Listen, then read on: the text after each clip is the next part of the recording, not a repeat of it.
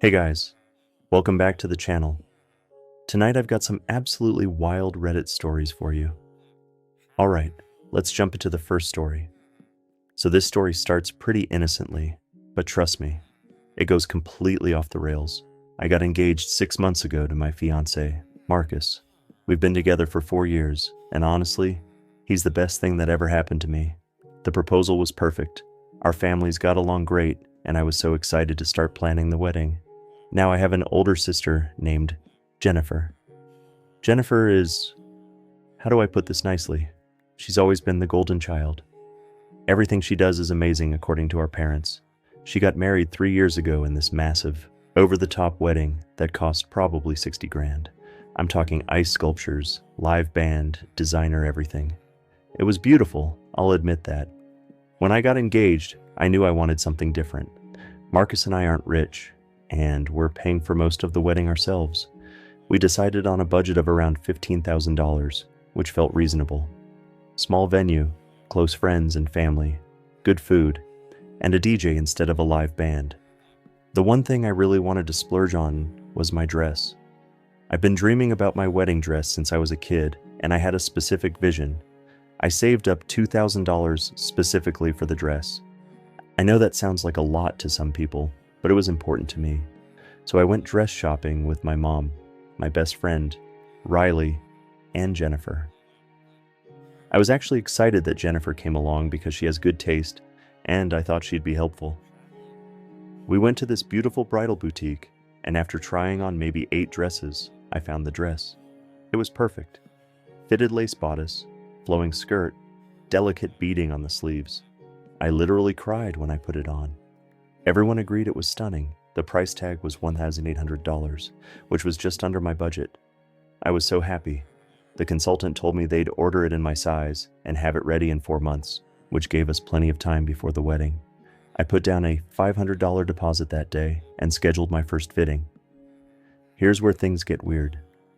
2 weeks later, I got a call from the bridal shop. The woman on the phone sounded confused. She said, "Hi, this is Sandra from Elegance Bridal. I'm calling because there seems to be an issue with your dress order."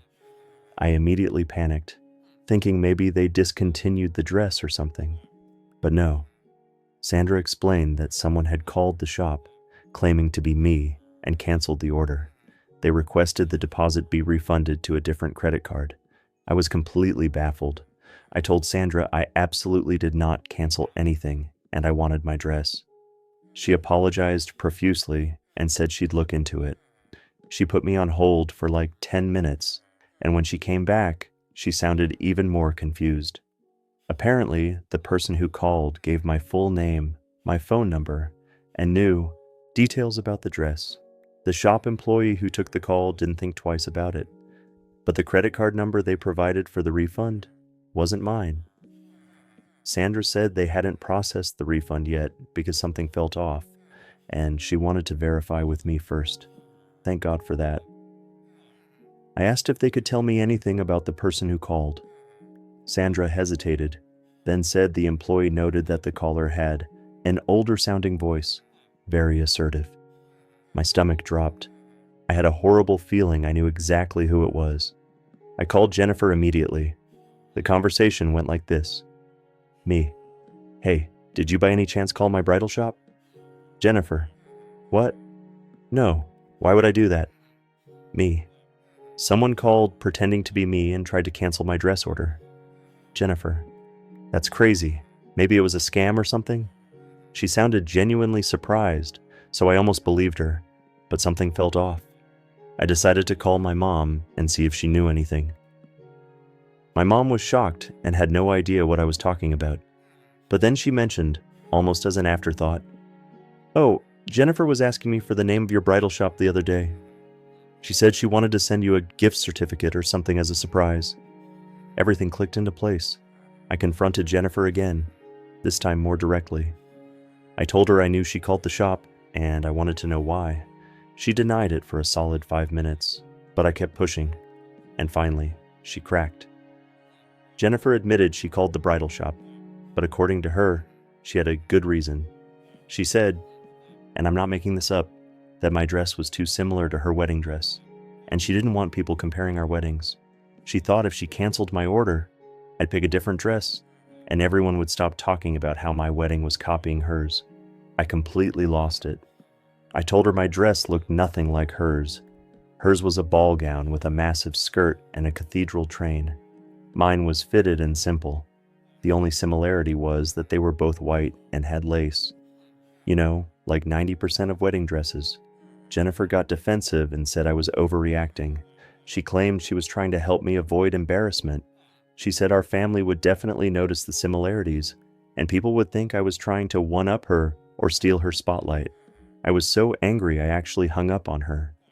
I called the bridal shop back, confirmed my order was still active, and made sure they flagged my account so nobody could make changes without an in-person visit and ID verification. But here's where it gets even messier. I told my parents what Jennifer did. I expected them to be on my side. I mean, she literally tried to sabotage my wedding dress. But my mom's response was, well, maybe she has a point. You know how sensitive Jennifer is about her wedding. Maybe you should just pick a different dress to keep the peace. I couldn't believe what I was hearing. My dad basically echoed the same sentiment, saying it wasn't worth causing family drama over a dress. I was furious. I told them this was my wedding, my dress, and Jennifer had no right to interfere. I said if they couldn't support me, they didn't have to come to the wedding. That caused a huge blow-up. My mom cried. My dad said I was being selfish and immature, and Jennifer sent me a long text saying I was ruining the family over something trivial. Marcus was incredibly supportive. He said we should do whatever makes me happy, and if that means eloping or uninviting my family, he's on board. But now I'm stuck in this awful position. Half of me wants to stand my ground and tell Jennifer and my parents to deal with it. The other half feels guilty for causing so much conflict. Riley says I'm 100% in the right and that my family's being ridiculous, but I keep second-guessing myself. So that's where I am now. Wedding is in 5 months. I still have my dress on order. My family is barely speaking to me, and I have no idea how to fix this without completely caving to Jennifer's insanity. Update. So a lot happened after I posted this originally. The wedding came and went, and I need to tell you how this all played out because it's honestly wild. After the big confrontation with my family, things were tense for about 2 weeks. My mom kept calling, trying to convince me to just apologize to Jennifer and move on. I refused. Marcus and I seriously considered eloping at one point, but we'd already put deposits down on the venue and everything. Then, out of nowhere, my dad called. He said he wanted to talk to me alone, without my mom or Jennifer knowing. We met for coffee, and he apologized. He said he'd been thinking about the whole situation and realized how unfair they'd been to me.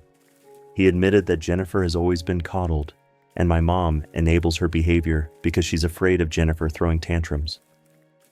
My dad said he was going to talk to my mom and try to get her to see reason. He also said that no matter what happened with the rest of the family, he was going to be at my wedding and walk me down the aisle. I actually cried. It meant so much to have at least one parent on my side. A few days later, my mom called. She didn't exactly apologize, but she said she'd been thinking things over, and maybe she was too quick to take Jennifer's side. She asked if we could have lunch and talk. At lunch, my mom admitted that Jennifer has been difficult lately. Apparently, Jennifer's marriage has been rocky. Her husband lost his job, and they've been fighting about money. My mom said Jennifer has been fixated on her wedding as the one perfect thing in her life, and any perceived threat to that memory sends her spiraling. I felt a tiny bit of sympathy for Jennifer, but honestly, that's not my problem. Her issues don't give her the right to sabotage my wedding. My mom asked if I'd be willing to sit down with Jennifer and talk things out. I agreed, but only if Jennifer actually apologized. The meeting with Jennifer was awkward. She showed up late, already defensive, but after some back and forth, she finally admitted she was wrong. She said she'd been projecting her own insecurities onto me, and that she was sorry for trying to cancel my dress.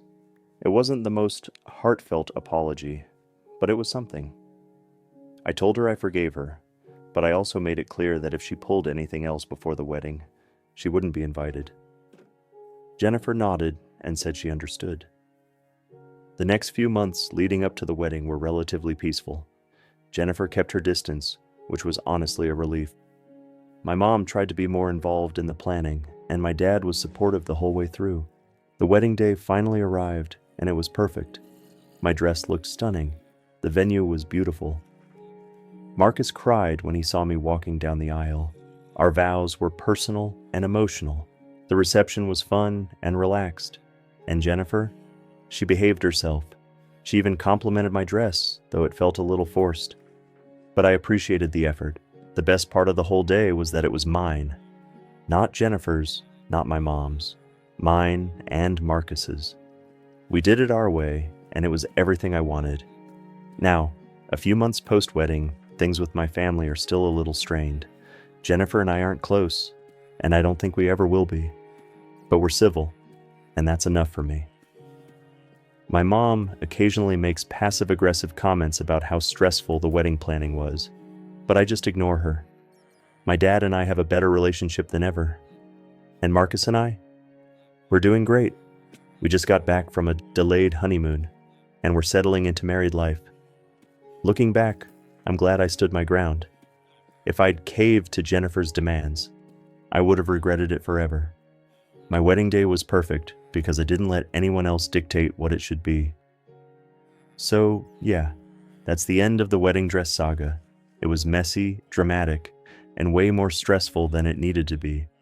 But in the end, I got my dress, my wedding, and my happily ever after. Let's dive into the next story, and this one is about workplace pettiness at its finest. I work in a pretty standard office environment. About 40 people in the building, mix of departments, your typical corporate setup. We have a shared break room with a fridge, microwave, coffee maker, the usual stuff. For context, I'm really into meal prep. Every Sunday, I make all my lunches for the week. I'm talking carefully portioned, balanced meals in nice glass containers. I do this because I'm trying to eat healthier and also because buying lunch every day gets expensive. My lunches are pretty elaborate. Grilled chicken with roasted vegetables, pasta dishes with homemade sauce, sometimes curry or stir-fry. I put effort into making them taste good because, honestly, it's the highlight of my workday. About 2 months ago, I started noticing my lunches were going missing. At first, I thought maybe I forgot to bring one or miscounted, but then it happened 3 days in a row. I go to the fridge at noon, open it up, and my container just wouldn't be there. I asked around the office if anyone had seen it or accidentally taken it, but everyone said no. I checked the fridge thoroughly in case someone moved it to a different shelf. Nothing. I was annoyed, but didn't want to make a big deal out of it. I started bringing backup snacks just in case. But then it kept happening. Once or twice a week, my lunch would vanish. And here's the thing, it was always my good lunches, the days I brought leftover lasagna or shrimp fried rice. Gone. The days I brought a sad little salad, untouched. Whoever was taking my food had taste, I'll give them that. I brought it up to my manager, Kevin. Kevin is a nice guy, but not exactly the most proactive. He sent out a company-wide email reminding everyone to respect shared spaces and personal belongings, which of course did absolutely nothing. The lunch thefts continued. I started getting legitimately angry. I was spending time and money on these meals, and some coward was stealing them without consequence. I tried labeling my containers with my name in big letters. Didn't help. I tried using a lunch bag instead of leaving containers in the fridge. Still got stolen. I even tried bringing my lunch in a small cooler and keeping it at my desk. But my desk is in a cubicle with no privacy, and I caught a couple of coworkers giving me weird looks like I was being paranoid. So I decided to take matters into my own hands. I did some research and learned about a beautiful substance called ghost pepper extract. For anyone who doesn't know, ghost peppers are one of the hottest peppers in the world. The extract is basically pure, weaponized heat. I made a special lunch. It looked amazing. Teriyaki chicken, rice, steamed broccoli, the works. But I added a generous amount of ghost pepper extract to the chicken. I'm talking enough to make it borderline inedible for anyone who isn't prepared. I labeled it with my name, put it in the fridge, and waited. Lunchtime rolled around, and I went to the break room as usual. My container was gone. I smiled to myself and went back to my desk. About 20 minutes later, I heard a commotion in the break room. Someone was coughing loudly, practically choking. I walked over to see what was happening. There was Janet. Janet is this woman in accounting. She's probably in her mid-40s, always a little too loud, always inserting herself into conversations. I never had any issues with her directly, but I also never really talked to her. Janet was at the sink, tears streaming down her face, chugging water straight from the faucet. Her face was bright red. My empty container was on the counter next to her. She turned and saw me standing there. I just looked at her and said, "Oh wow, Janet, are you okay? That looks serious." She could barely talk. Between gasps, she managed to say, "What? Did you put in that?" I played dumb. "In what?" "Your lunch. That chicken was like eating lava." "Oh, that was my lunch?" "Yeah, I love spicy food. Didn't realize anyone else would be eating it." The look on her face was priceless.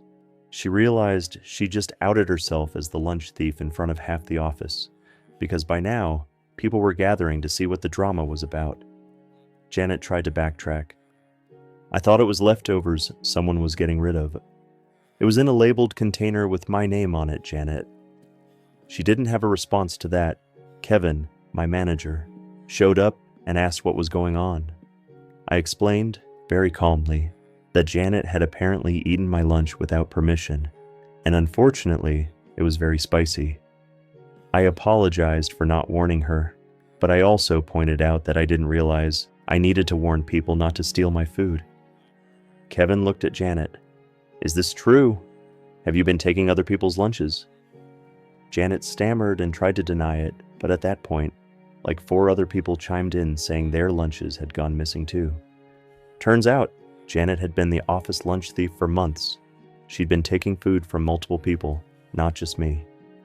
Kevin told Janet to go home for the rest of the day and said they'd discuss it further tomorrow. Janet grabbed her stuff and left, still red-faced and furious. The next day, Kevin called a meeting and said Janet had been spoken to about the lunch thefts and that it wouldn't happen again. He didn't give details, but I heard through the grapevine that she got a formal write-up and had to reimburse people for the food she stole. Janet hasn't spoken to me since. She avoids the break room when I'm in there and won't make eye contact in the hallway. My lunches have been safe ever since. A few of my co-workers think I went too far with the ghost pepper prank, but honestly, I don't feel bad at all. She was stealing food for months, and nobody did anything about it until she got caught red-handed. Or red-faced, I guess. Play stupid games, win stupid prizes. Actually, there's a follow-up to this story that I have to share because it's almost as ridiculous as the original incident. About a month after the whole ghost pepper situation, Janet put in her 2 weeks' notice. She'd found a job at another company. Everyone in the office was pretty relieved, honestly. The tension between Janet and basically everyone else had made things uncomfortable. On Janet's last day, the company did the usual thing. Cake in the break room, people signing a card, the whole goodbye routine. I didn't really want to participate, but I felt like I should at least show up and be civil. The cake was sitting on the counter, and people were chatting and eating their slices. Janet was standing in the corner, looking uncomfortable. She kept glancing at me. Finally, she walked over. I braced myself for some kind of confrontation, but instead, Janet apologized. She said she'd been going through a really rough time. Her husband had been laid off, and money was tight. She was too embarrassed to ask for help or bring it up, so she started taking lunches from the office fridge to save money on food. She said she knew it was wrong, and she felt terrible about it. She'd been too ashamed to apologize before, but now that she was leaving, she wanted to clear the air. I didn't really know what to say. On one hand, I understood that she'd been in a tough spot. On the other hand, stealing people's food for months isn't the solution to financial problems. I told her I appreciated the apology, and I wished her luck at her new job. She thanked me and walked away. After she left, I felt kind of conflicted. Part of me still thought she deserved what happened with the ghost peppers, but another part of me wondered if I would have handled things differently if I'd known about her situation. A coworker, Lisa, must have noticed I looked bothered because she came over and said, "Don't feel bad. If Janet was struggling financially, there are resources. The company has an employee assistance program. She could have talked to HR. She chose to steal instead." Lisa was right. Janet made her choice, and she faced the consequences. Still, the whole thing left a weird taste in my mouth. Not ghost pepper spicy, just weird. But hey, at least my lunches are safe now. Alright, next story. This one's about living situations and boundaries, or the complete lack thereof. I'm 24 years old, and up until about 6 months ago, I was living with 2 roommates in a 3-bedroom apartment. The rent was split evenly, and we had a pretty good system going. My roommates were Kayla and Morgan, both around my age, both cool people, or so I thought. Kayla had been dating this guy, Derek, for about a year when I moved in. He seemed fine at first. He'd come over on weekends, they'd hang out in her room, no big deal. I barely noticed he was there most of the time, but about 3 months into me living there, Derek started showing up more and more. At first, it was a couple of nights a week. Then, it became 4 or 5 nights. Then he was basically there every single day. And he didn't just visit, he lived there. Derek would be in the living room when I woke up. He'd be cooking in the kitchen when I got home from work. He'd be on the couch watching TV late into the night. His stuff started appearing everywhere. Shoes by the door, jacket on the coat rack, his shampoo in the shower. It became clear pretty quickly that Derek had essentially moved in without asking Morgan or me if we were okay with it. At first, I tried to be cool about it. I figured maybe it was temporary, or maybe Kayla would say something about him contributing to rent or utilities. But weeks went by and nothing changed. The real problem started when Derek began acting like he lived there officially. He'd eat our food, not just snacks, but like full meals I'd cooked or groceries Morgan bought. I caught him making himself a sandwich with my deli meat and cheese one day, and when I said something, he just shrugged and said, "Oh, I thought it was communal." It wasn't. He'd leave messes everywhere. Dishes in the sink, crumbs on the counter, his dirty clothes on the bathroom floor. And Kayla never cleaned up after him. She'd just leave it, expecting someone else to deal with it. He monopolized the TV. Every single night, Derek would be parked on the couch watching sports or playing video games. If Morgan or I wanted to watch something, he'd act annoyed and say he was in the middle of something. And the worst part, he'd use the hot water for like 30-minute showers. I'm not exaggerating. Multiple times, I'd try to shower in the morning and have 0 hot water because Derek had used it all. After about a month of this, I brought it up to Kayla. I was polite about it. I said something like, "Hey, Derek's over a lot. Is he planning to move in officially? Because if he is, we should probably talk about adjusting rent and bills." Kayla got super defensive. She said Derek wasn't living there. He was just visiting. I pointed out that he'd been there literally every single day for the past month, and his stuff was all over the apartment. She said I was being dramatic and that it wasn't a big deal. I tried to let it go, but it got worse. Derek started inviting his friends over. Not just 1 or 2 people, like 5 or 6 guys at a time. They'd hang out in the living room, drinking beer, being loud, making a mess. And again, Kayla never cleaned up after them. One night, I came home from work to find Derek and his friends having a full-on party. Music blasting, people everywhere, someone even smoking on the balcony, which wasn't allowed per our lease. I was furious. I pulled Kayla aside and told her this wasn't okay. I said if Derek was going to act like he lived there and have people over constantly, he needed to start paying rent. Kayla rolled her eyes and said I was being controlling. She said it was her apartment too, and she could have whoever she wanted over. Technically, she wasn't wrong. But there's a difference between having guests and having someone essentially move in without permission. I talked to Morgan about it, and she was equally frustrated. She noticed the same issues. Derek eating her food, taking over shared spaces, being inconsiderate. We decided to approach Kayla together. We sat her down and laid it out clearly. We said Derek was welcome to visit, but if he was going to be there every day, he needed to contribute. Either pay a portion of rent and utilities, or drastically cut back on how often he stayed over. Kayla flipped out. She accused us of ganging up on her and being unwelcoming to Derek. She said we were trying to control her relationship and that Derek had every right to be there because she paid rent. Morgan tried to explain that wasn't the issue. The issue was that we'd all agreed to live together as 3 people, and now there were essentially 4 people living there, without any discussion or adjustment. Kayla refused to budge. She said Derek wasn't moving out, and we just have to deal with it. So Morgan and I went to our landlord. We explained the situation and asked if there was anything in the lease about long-term guests. Turns out there was.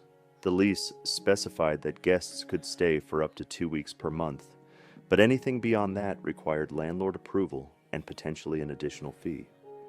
Derek had been staying there for over a month straight at that point.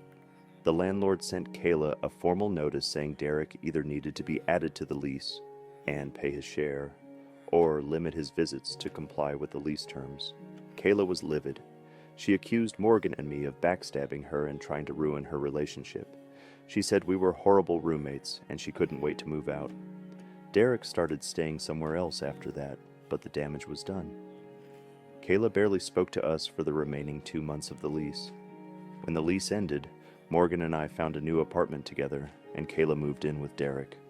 I heard through a mutual friend that Kayla and Derek broke up about 3 months later. Apparently, living together didn't go so well once she was the only one dealing with his mess. Honestly, I'm just glad I don't have to deal with it anymore. But here's the kicker. About a year after all this happened, I ran into Kayla at a coffee shop. It was awkward at first. We hadn't spoken since we moved out. But Kayla actually approached me. She said she wanted to apologize. She admitted that Derek had been a terrible boyfriend and an even worse roommate.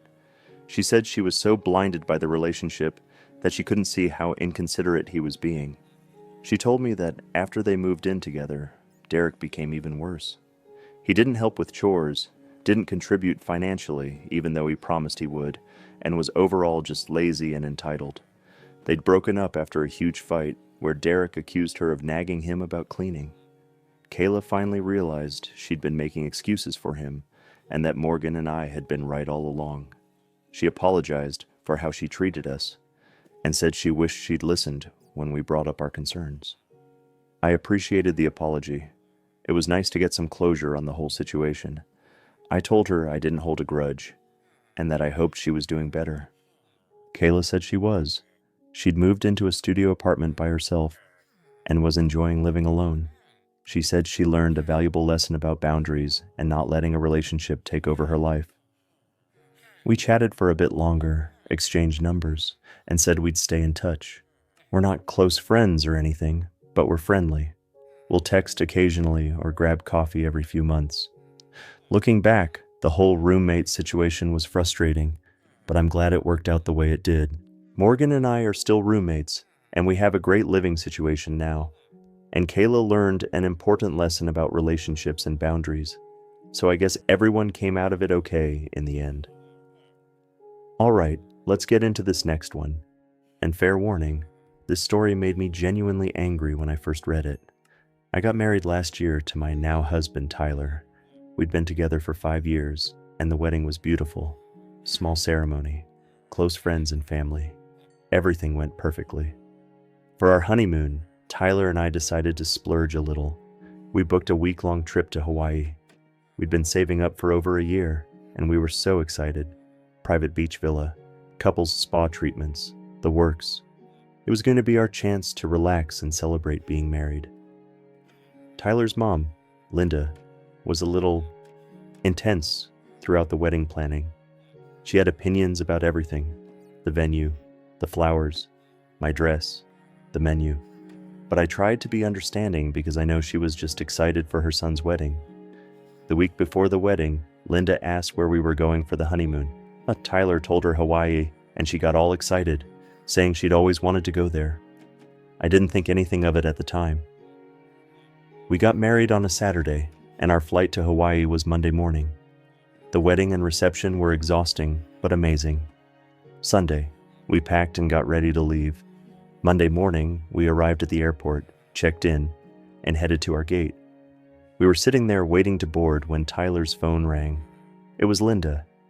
Tyler answered, and I could hear her voice through the phone, loud and cheerful. Tyler's face went from confused to shocked to horrified in about 10 seconds. He hung up and looked at me.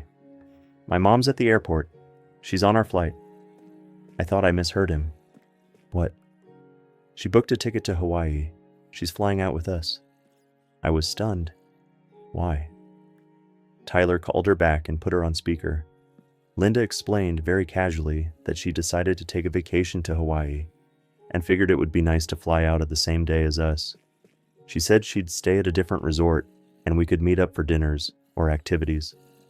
I was trying really hard not to lose it in the middle of the airport. I asked her, as politely as I could manage, "Linda, this is our honeymoon. We were planning to spend the week alone together." She laughed like I'd made a joke. "Oh, don't be silly. I won't intrude. I'll do my own thing. But it'll be nice to see you guys a few times while we're all there." Tyler tried to explain that this wasn't appropriate, but Linda kept brushing it off. She said she'd already paid for her ticket and hotel and wasn't going to cancel.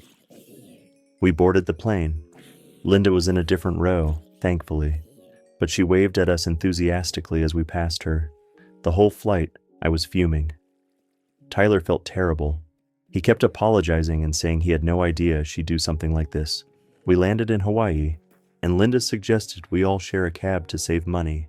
Tyler said no, we'd get our own.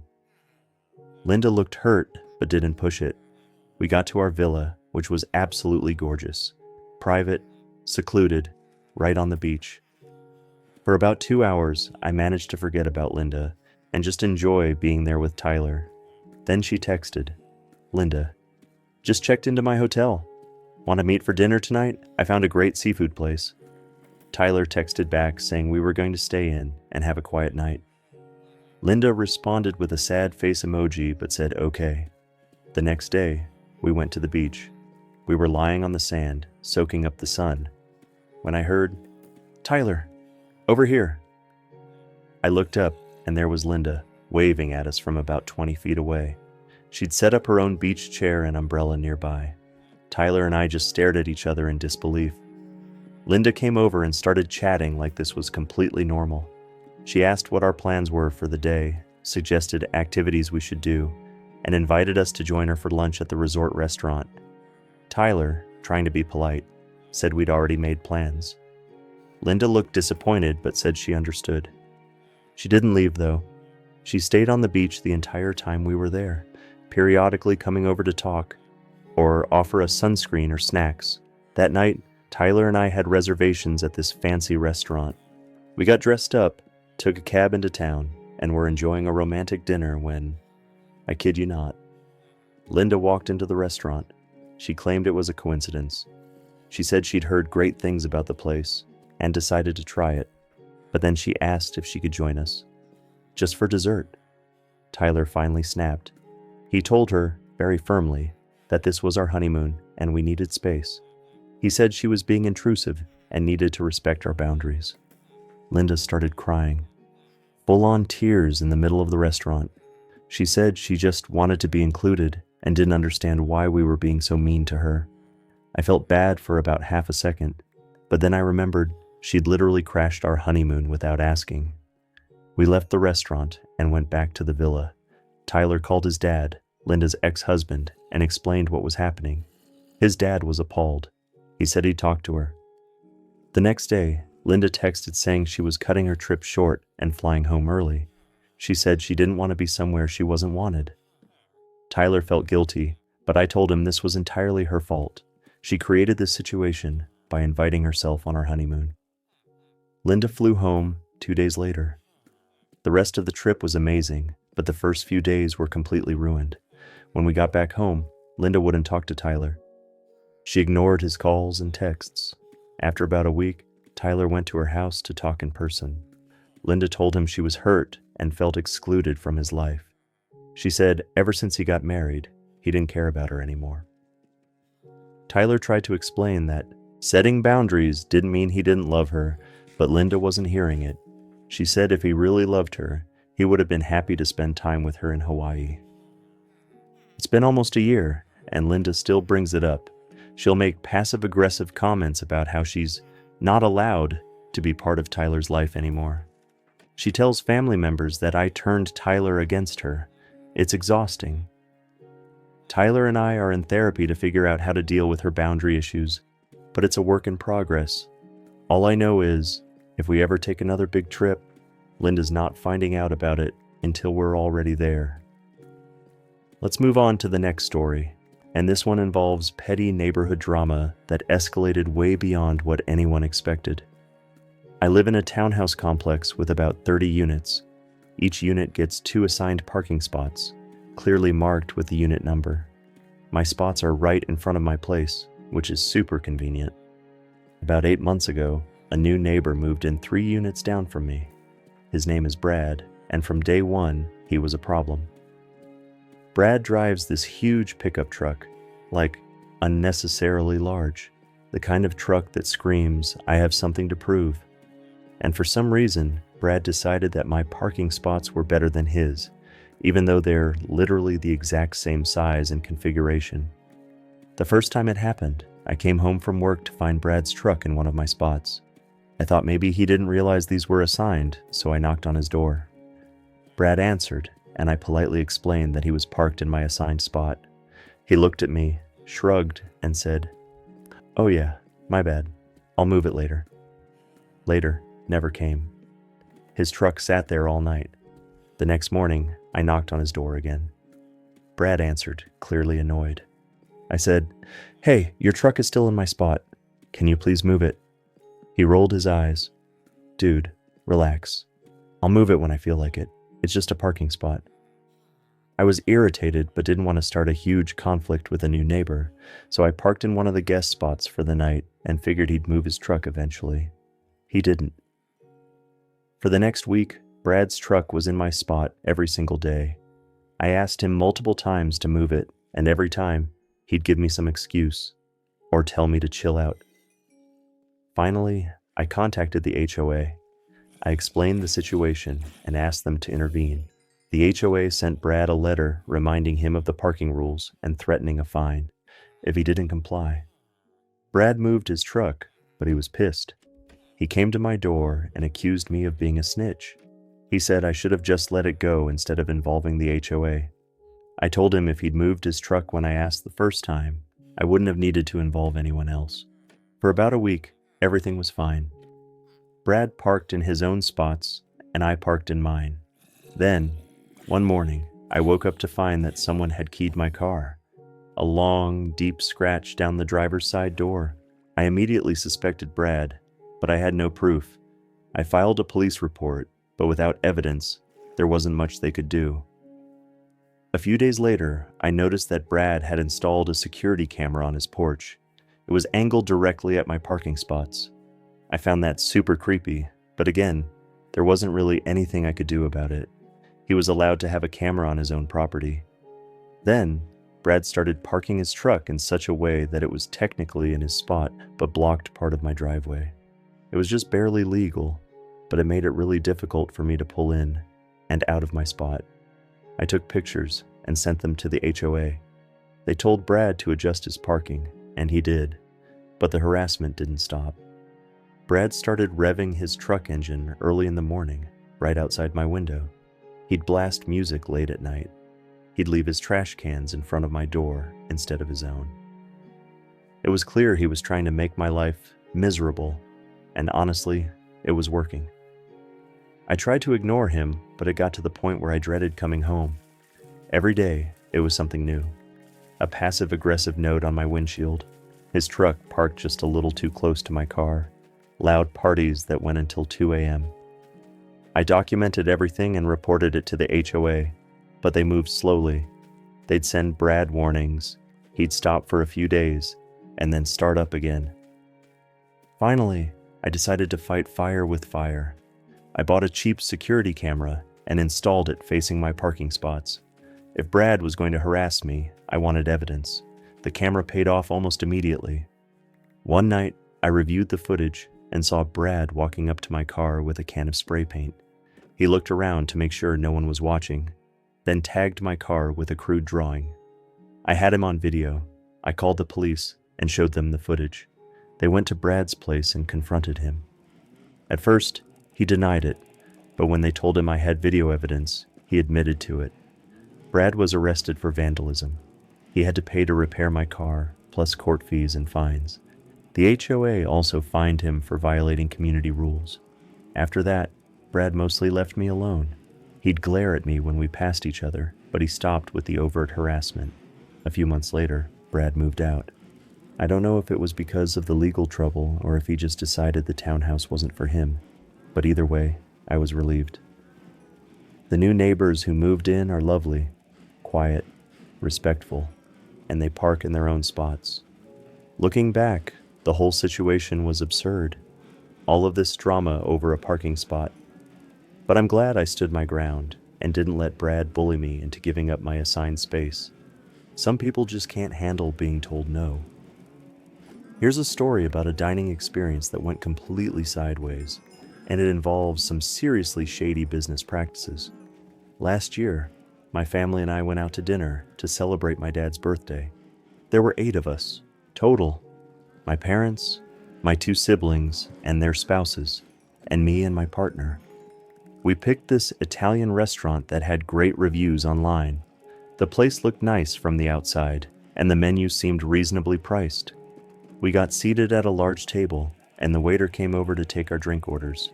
He was overly friendly, which should have been my first red flag, but I brushed it off. He started recommending dishes and drinks, really pushing the expensive wine and specialty cocktails. My dad, wanting to celebrate, ordered a bottle of wine for the table. The waiter suggested a specific one, saying it was highly rated and perfect for celebrations. We ordered our meals, a mix of pasta dishes, chicken, and seafood. Nothing too crazy. The food came out, and honestly, it was just okay. Not bad, but definitely not worth the hype from the online reviews. Then the bill came. The total was over $600. We were shocked. Based on the menu prices, we'd calculated it would be maybe $350 to $400, which was already a splurge for our family. My dad asked to see an itemized bill. The waiter brought it over, and that's when we saw the problems. First, the bottle of wine my dad ordered was listed at $180. On the menu, it said $65. When my dad pointed this out, the waiter said, "Oh, that's a different vintage. The one I recommended is the premium version." My dad never agreed to a premium version. The waiter never mentioned a price difference. Second, there were multiple charges for things we didn't order. An appetizer we never received, extra sides we didn't ask for, and something called a service enhancement fee that added $50 to the bill. My brother, who's a lawyer, asked what the service enhancement fee was. The waiter got defensive and said it was standard for large parties. My brother pulled up the restaurant's website on his phone. Nowhere on the site or the menu did it mention a service enhancement fee. My dad, staying calm, said we'd pay for what we actually ordered, but we weren't paying for the wine price discrepancy, the items we didn't receive, or the mystery fee. The waiter said he'd get the manager. The manager came over and immediately had an attitude. He insisted everything on the bill was correct and that we were responsible for paying it. My brother, still calm but firm, explained that charging us for items we didn't order and failing to disclose price differences was fraudulent. He suggested they correct the bill, or we'd be filing a complaint with the Better Business Bureau and leaving reviews detailing this experience. The manager's demeanor changed instantly. He suddenly became apologetic and said there must have been a misunderstanding. He adjusted the bill, removing the items we didn't order and the bogus fee, and correcting the wine price. The new total was around $380, which was much more reasonable.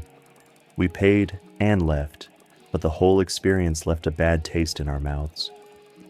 When we got home, I started digging into the restaurant's reviews more carefully. It turned out we weren't the only ones this had happened to.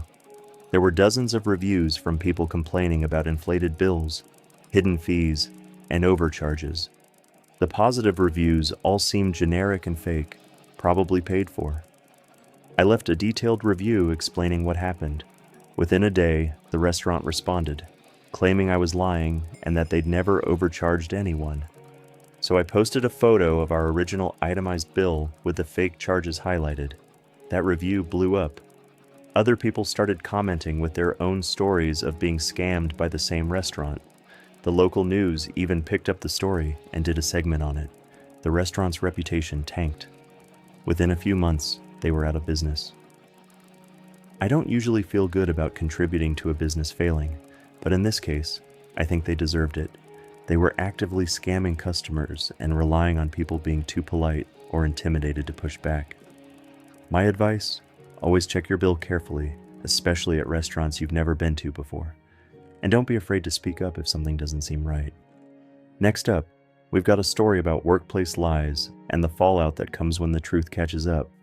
I work for a mid-sized tech company. A couple of years ago, we hired a new guy named Ryan for a senior developer position. Ryan seemed great on paper. Impressive resume, good interview, claimed to have a master's degree in computer science from a well-known university. He started working, and at first, everything seemed fine. Ryan was friendly, confident, and talked a big game about his experience and education. But after a few weeks, cracks started to show. Ryan would struggle with tasks that should have been straightforward for someone with his supposed qualifications. He'd ask really basic questions that didn't make sense for someone at his level, and whenever we'd discuss technical concepts, he'd either change the subject or give vague, hand-wavy explanations. I started to suspect something was off. One day, we were working on a project together, and Ryan made a pretty significant mistake in his code. I pointed it out, trying to be helpful, and he got super defensive. He insisted his approach was correct and that I didn't understand the advanced methodology he was using. I showed him documentation proving his code wouldn't work. He grudgingly admitted he was wrong, but seemed annoyed that I'd called him out. After that, I started paying closer attention. Ryan's work was consistently subpar. He'd miss deadlines, produce buggy code, and deflect blame onto others when things went wrong. Our manager, Lisa, started noticing too. She pulled Ryan into a few meetings to discuss his performance, but Ryan always had excuses. He was adjusting to the company's systems, or he was waiting on information from other teams. Then, one day, our HR department sent out a routine email, reminding everyone to make sure their personnel files were up to date, including proof of degrees and certifications. I didn't think much of it, but apparently, Ryan panicked. A few days later, Lisa called an emergency meeting with Ryan and an HR representative. We didn't know what it was about, but word spread quickly. Turns out, Ryan had lied on his resume. He didn't have a master's degree. He didn't even have a bachelor's degree. He'd fabricated his entire educational background. When HR asked him to provide proof of his degree for the personnel file, he couldn't. He made excuses at first, saying he'd lost his diploma and needed to request a new one from the university. But when HR contacted the university directly, they had no record of Ryan ever attending. Ryan was fired immediately. The whole office was in shock. This guy had been working here for months, collecting a senior-level salary, and he didn't have the qualifications he claimed. Lisa felt awful because she'd been the one who hired him. She said she'd verified his work experience, but had taken his degree claims at face value because he interviewed well. After Ryan was gone, we had to go through all the projects he'd worked on and essentially redo a lot of his code because it was so poorly done. It was a huge mess and set our team back by weeks. The crazy part? We found out later that Ryan had done this at multiple companies. He'd get hired based on fake credentials, work for a few months, and then either get fired or quit before anyone caught on. He'd been hopping from job to job for years. I don't know what happened to him after he left our company, but I hope he finally faced some real consequences. The whole experience taught me a valuable lesson. Always verify credentials, no matter how impressive someone seems on paper. All right, let's get into a story about privacy violations and terrible landlords. I used to rent a small apartment in the city. The rent was cheap, which should have been my first clue that something was off. But I was young and broke, so I took it. My landlord, George, was an older guy who owned the building. He lived in one of the units on the first floor, and I was on the third floor. George was weird from the start. He'd always find excuses to come by my apartment, to check the pipes, or inspect the windows, or make sure everything was working okay. At first, I thought he was just being diligent about maintaining the property, but it started to feel excessive. He'd show up unannounced, sometimes without even knocking first. He'd just unlock the door and walk in. I told him multiple times that he needed to give me notice before entering, but he'd wave me off and say, "It's my building. I can check on it whenever I want." I looked up tenant rights in my state, and it turns out landlords are required to give at least 24 hours notice before entering a tenant's unit, except in emergencies. I printed out the law and showed it to George. He got annoyed and said I was being difficult, but he agreed to give me notice going forward. For about a week, he stuck to it. Then he went back to his old habits. I'd come home and find little signs that someone had been in my apartment. The furniture would be slightly moved. My mail would be rearranged. Cabinet doors I'd left closed would be open. It was creepy. I started suspecting George was coming in when I wasn't home. So I set up a test. One morning before leaving for work, I placed a small piece of tape on my front door in a way that would break if the door was opened. When I came home, the tape was broken. George had been in my apartment while I was gone. I confronted him, and he denied it at first. Then, when I told him about the tape, he admitted he'd stopped by to check the thermostat. I was furious. I told him that was illegal, and if he did it again, I'd report him. George got defensive and said I was overreacting. He said he was just trying to make sure the apartment was in good condition. I didn't trust him, so I bought a cheap security camera and set it up inside my apartment, angled at the front door. Within 3 days, the camera caught George letting himself into my apartment. He walked around, opened drawers, looked through my belongings. It was disturbing. I saved the footage and contacted a lawyer. The lawyer said what George was doing was a serious violation of tenant rights, and that I had grounds to break my lease without penalty, and potentially sue for invasion of privacy. I sent George a formal letter via certified mail, detailing the illegal entries and stating that I was breaking my lease, effective immediately. I included screenshots from the security footage. George freaked out. He called me, yelling and threatening to keep my security deposit. I told him if he didn't return my full deposit, I'd file a lawsuit and report him to the local housing authority. He backed down and returned my deposit. I moved out a week later and filed a complaint with the housing authority anyway. I found out later that multiple other tenants had complained about George doing the same thing. The housing authority investigated, and George ended up with hefty fines and was required to take a landlord education course. I hope he learned his lesson, but honestly, I doubt it. Some people just don't respect boundaries. Let's move to the next story, and this one is about family betrayal and financial fraud. I have an older sister named Melissa. Growing up, we were close, but as adults, we drifted apart. Melissa made some bad financial decisions. She dropped out of college, racked up credit card debt, and was constantly borrowing money from our parents. I, on the other hand, was careful with money. I went to college, got a decent job, and worked hard to build good credit. A few years ago, I started getting notices in the mail about credit cards I didn't recognize. At first, I thought it was junk mail or a mistake, so I ignored it. Then, I got a call from a collections agency saying I owed over $8,000 on a credit card I'd never opened. I was confused and told them there must be a mistake. The agent insisted the account was in my name and gave me the account details. I checked my credit report and was horrified. There were 3 credit cards in my name that I'd never applied for. All of them were maxed out, and all of them were in collections. My credit score had tanked. I filed a police report for identity theft and started the process of disputing the charges with the credit card companies. It was a nightmare. Hours on the phone, filling out forms, providing documentation. During the investigation, I found out where the cards had been sent. They were mailed to an address I didn't recognize. I looked it up, and it was Melissa's apartment. My stomach dropped. I called Melissa and confronted her. At first, she denied everything. Then, when I told her I had proof the cards were sent to her address, she broke down and admitted it. Melissa said she was in financial trouble and didn't know what else to do. She said she planned to pay the cards off eventually and thought I'd never find out. I was furious. I told her she destroyed my credit and that what she did was illegal. Melissa begged me not to press charges. She said she'd pay everything back and that involving the police would ruin her life. I was torn. On one hand, she was my sister. On the other hand, she'd committed fraud and destroyed my financial standing. I decided to give her one chance. I told her she had 6 months to pay back every cent she owed, plus cover the fees and interest.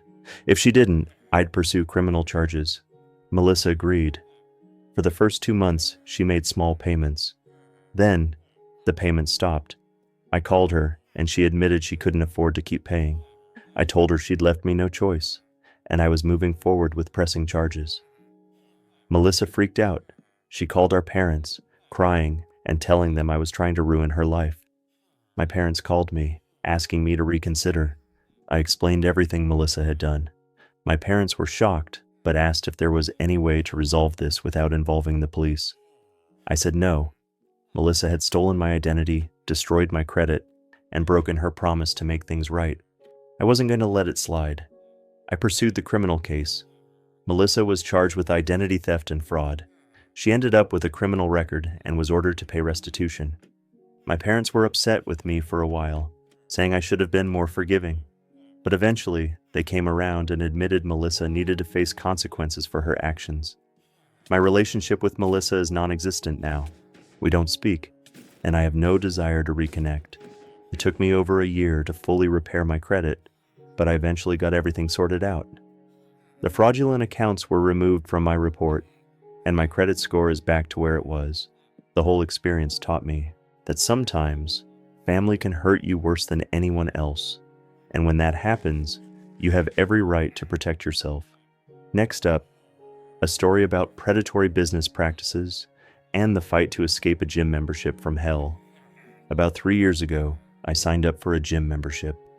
The place was called Ultimate Fitness, and they had a deal where the first month was free if you committed to a year-long membership. I figured a year commitment wasn't a big deal. I was motivated to get in shape, and the gym was close to my apartment. I signed the contract, worked out for a few months, and everything was fine. Then, I got a new job across the city. The commute to my old gym became impossible. It would have added an extra hour to my day. I went to the gym to cancel my membership, thinking it wouldn't be a problem since I was moving. The guy at the front desk said I couldn't cancel because I was still within the 1-year contract period. I explained that I'd moved and the gym was no longer convenient. He said that didn't matter and that I'd have to keep paying until the year was up.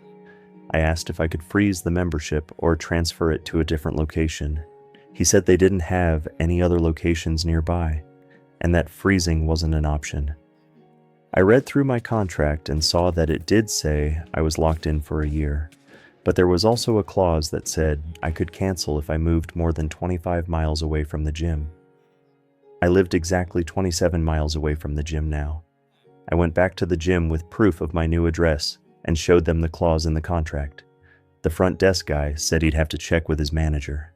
The manager came out and said that while the clause existed, I'd need to provide 3 months' notice to cancel, and I'd still be charged for those 3 months. I was annoyed, but agreed. I filled out a cancellation form and was told I'd stop being charged in 3 months. 3 months passed, and the charges continued.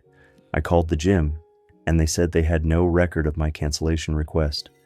I explained that I'd filled out the form in person, and the guy on the phone said I must be mistaken. I drove to the gym and demanded to speak to the manager. The manager claimed I never submitted a cancellation form and that I'd have to start the 3-month notice period again. I was furious. I told them I wasn't paying for another 3 months and that I wanted to cancel immediately. The manager refused and said if I didn't pay, they'd send my account to collections and it would hurt my credit score. I left the gym and filed a complaint with my bank, disputing the charges. My bank sided with me and stopped the payments. The gym sent me threatening letters saying I owed them money and that they were going to take legal action. I contacted a lawyer who told me the gym's practices were shady, but that suing them would probably cost more than what I owed. Instead, the lawyer helped me draft a formal letter to the gym, threatening to report them to the Better Business Bureau and the State Attorney General's office for deceptive business practices. The gym backed off and agreed to cancel my membership without further charges. I later found out that Ultimate Fitness had hundreds of complaints against them for the exact same issue. They made it nearly impossible to cancel memberships and would charge people for months or even years after they tried to leave. The company eventually went out of business after a class action lawsuit was filed against them. My advice: read gym contracts very carefully and, if possible, avoid long-term commitments. Month-to-month memberships are always the safer option. Let's dive into the next story, which is about an overly dramatic neighbor and a birthday party that got way out of hand. Last year, I turned 30. To celebrate, I decided to throw a party at my house. Nothing too crazy, just some friends, music, food, and drinks. I live in a suburban neighborhood with houses pretty close together. I'd met most of my neighbors and gotten along with everyone except for one woman, Carol. Carol lived next door and was, to put it mildly, a nightmare. She complained about everything: my lawn being half an inch too tall, my trash cans being out a few hours too long, my car being parked slightly crooked in my own driveway. I tried to be friendly and accommodating, but nothing was ever good enough for Carol. Anyway, for my birthday party, I made sure to let all my neighbors know in advance. I put flyers in their mailboxes a week before, saying I'd be having a gathering on Saturday night and apologizing in advance for any noise. Most neighbors were cool with it. A few even said they might stop by. Carol, however, came to my door and told me she didn't appreciate being notified of a party. She said weekends were for peace and quiet, and she expected me to keep the noise to a minimum. I told her I'd do my best to be respectful, but that it was my birthday, and I was allowed to have people over. Carol huffed and walked away. The day of the party arrived. People started showing up around 7 p.m. We had music playing at a reasonable volume, nothing outrageous. Everyone was having a good time, hanging out in the backyard, eating, talking, laughing. By 9 p.m., Carol called the police. 2 cops showed up at my door, saying they'd received a noise complaint. I was confused because it was only 9 o'clock, and the music wasn't even that loud. The officers were actually pretty cool about it. They said the noise level seemed fine, and that I wasn't violating any ordinances. They told me to just keep an eye on the volume and wished me a happy birthday. I thought that would be the end of it. Nope. At 10 p.m., Carol called the cops again. The same 2 officers came back, clearly annoyed. One of them said, "Look, we've been here twice now, and you're not doing anything wrong. We'll let your neighbor know that she's wasting our time." I appreciated that they were on my side, but I also knew this was just going to make Carol hate me even more. The party wrapped up around midnight. Everyone left, and I cleaned up the backyard. The next morning, I woke up to find that someone had egged my car. I had no proof it was Carol, but I strongly suspected it. I filed a police report just to have it on record, but without evidence, there wasn't much they could do. Over the next few weeks, Carol continued to harass me. She'd leave passive-aggressive notes on my door, complain to the HOA about made-up violations, and glare at me whenever we crossed paths. Finally, I'd had enough. I installed security cameras around my property. If Carol was going to keep pulling stunts, I wanted evidence. The cameras paid off. A few weeks later, the footage caught Carol letting her dog poop in my yard and not cleaning it up. I sent the footage to the HOA. Carol got fined for violating community pet rules. After that, Carol mostly left me alone. She'd still give me dirty looks, but she stopped with the overt harassment. About 6 months later, Carol moved out. I don't know where she went, but I was thrilled to see her go. The new neighbors are great. They're friendly, respectful, and actually came to my party this year. Good riddance, Carol. All right, final story for tonight. This one's about online shopping gone wrong and the frustrating process of trying to get justice. A couple of years ago, I was looking to buy a new laptop. I'd been researching models and prices for weeks and found exactly what I wanted on an online marketplace. The seller had good reviews, and the price was slightly below retail, but not suspiciously low. I figured it was a legitimate deal. I messaged the seller, asking questions about the laptop's condition and specs. They responded quickly and professionally, which made me feel confident about the purchase. I paid through the marketplace's payment system, which was supposed to offer buyer protection. The seller sent me a tracking number, and I waited for the laptop to arrive. A week later, a package showed up. I was excited, but when I opened it, my heart sank. Inside the box was not a laptop. It was a cheap tablet, the kind you can buy for like $50 at a discount store. I immediately contacted the seller. They claimed there must have been a mix-up and said they'd send the correct item right away. Days went by, and nothing arrived. I messaged the seller again, and this time, they stopped responding. I filed a dispute with the marketplace, explaining what had happened and providing photos of what I'd received. The marketplace's resolution process was slow and frustrating.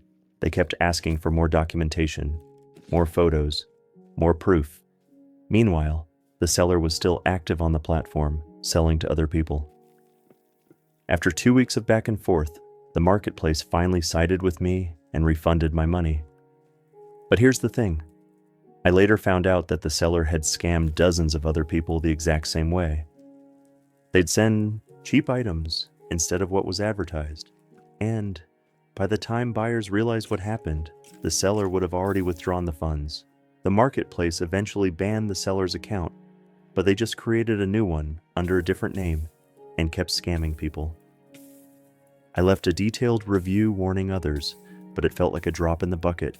The whole experience made me way more cautious about online shopping. Now, I only buy from verified sellers with tons of reviews, and I always use payment methods that offer strong buyer protection. It sucks that scammers can operate so freely, but the best we can do is stay vigilant and spread the word when we encounter them. And that's it for this video. Thank you for listening.